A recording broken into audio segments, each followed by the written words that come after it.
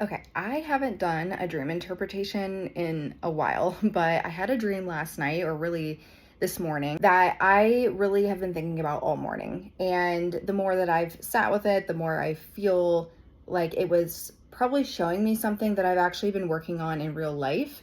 So for a while now, I've actually had these dreams, these reoccurring dreams about indoor amusement parks, but they're always a little bit different. But this time, I was at a giant indoor amusement park with a group of people, and it felt like we were all there for some kind of networking event or conference. And nobody was really like a close friend or anything. It was more like a group of people who were all there to experience the same thing. And throughout the dream, there was this like running joke that I had bad depth perception. I honestly don't even know how that started or what started that, but apparently I must have kept misjudging distances or how far things were, and it just became this ongoing joke throughout the dream. So then at one point, our group climbed a bunch of stairs to one of the attractions. There were like these different options we could choose from, like different doors or jumps or just like different experiences. And one of the guys in the group suggested a particular one, so we all headed in that direction. And by chance, I ended up at the front of the line for this. And I remember opening the door and seeing a blanket of clouds where the ground should have been. So I looked down and I couldn't see past the clouds. And I remember like having this moment thinking, what's going to happen when I go through these clouds? And it wasn't because I was scared, but more so because I really just couldn't see what was going to happen, like the outcome, the path. I just couldn't see what was really waiting on the other side. And that's the part that I think feels really important to me, because that was the moment I turned around and I asked the guy standing behind me, do you want to come with me? And he said yes. So together we jumped. And once we got through the clouds, we could finally see where we were going.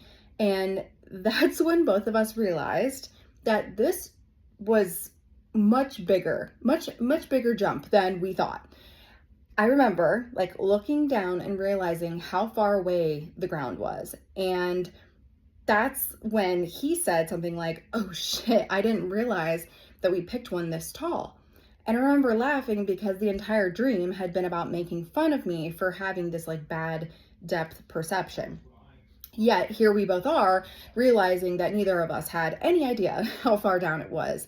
So we couldn't see the whole path until we were already in it. And isn't that kind of how life works? We want this certainty before we take the leap. We want the guarantees. We want to know exactly what's going to happen. But sometimes the clouds or different things are in our way. And sometimes you don't get to see this entire path before you start moving.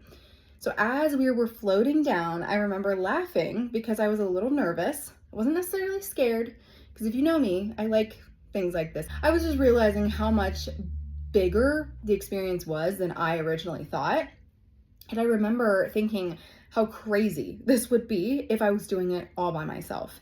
And meanwhile, he's just completely calm. He's quiet, he's peaceful, and I don't think it's because he just knew more than I did. Clearly he didn't. He had misjudged all of it too, but he wasn't fighting the experience. He had just kind of accepted where we were. So then we drifted to the left. And I was like, oh my God, we're not going to the target. Where are we going? And we slipped to the left. And we like lightly bounce off this giant padded wall. It wasn't hard or painful. It was like just enough to like redirect us. Almost like, if you remember, like one of those like old DVD screen savers that like bounce around the screen. So then after that little redirect, we floated right into the center area where everyone is supposed to land. And when I woke up from this dream, I realized that the dream wasn't necessarily showing me that I need to trust other people more. I think what it was showing me is that I needed to trust myself more. What struck me was that I never asked this person to jump with me because I just thought he had all the answers, or that I just thought he knew exactly what he was doing. I didn't ask him because I just thought he could save me or something. I really asked him because I trusted him. I didn't even know him like very well, but just something about him felt safe and trustworthy in that moment. And I think that's the lesson, because for a long time, I confused hyper independence with strength. I just talked about this in another video the other day. I thought that strength meant doing everything myself, figuring everything out by myself, carrying me all by myself, just never needing the help and never leaning on literally anybody. But that's not what happened in the dream. I didn't jump alone. And what's interesting is that the person I chose didn't have the perfect clarity either. He didn't know exactly where we were going or how far down it was. And he wasn't some expert who had everything figured out. He was just another person moving through the unknown. And maybe that's part of the lesson too. Like sometimes we look at other people and assume that they have all the answers because they seem successful, confident, calm, or maybe further ahead than we are. But the dream reminded me that we're all moving through the clouds. We're all figuring it out as we go. We're all discovering the distance, how far we have to go after we jump. Some people just seem more comfortable with uncertainty than others, I think.